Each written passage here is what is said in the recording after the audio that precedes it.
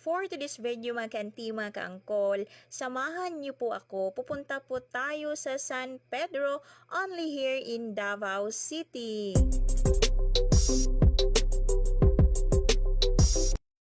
So, ngayon mga ka-auntie, mga ka-angkol, nandito na po tayo sa San Pedro. Samahan niyo po kami mga ka-auntie, mga ka-angkol na mamili po ng school supplies para po sa anak namin.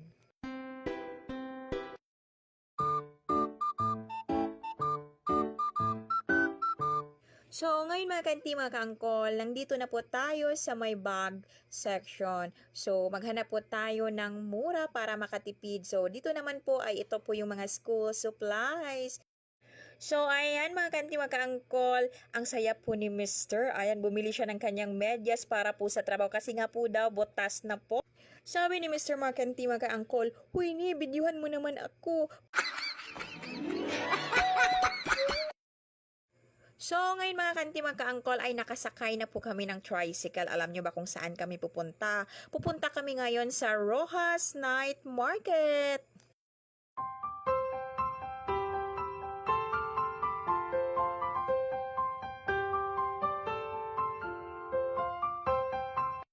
So, ngayon mga kanti, mga ka-angkol, andito na po tayo sa Rojas Night Market. Wow! Grabe mga kanti, mga ka-angkol, ang dami pong paninda.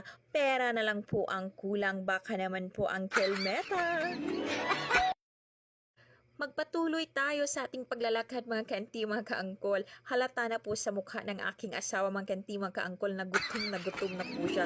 Wow, grabe ang 18 karat gold ni Ante, nasisilaw ako.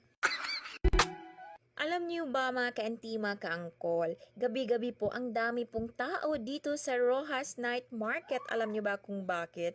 Kasi nga po bukod sa kanilang masasarap na mga pagkain, grabe maganda rin ang mga tanawin mga ka-auntie, mga ka-angkol, at sobrang fresh po ng hangin.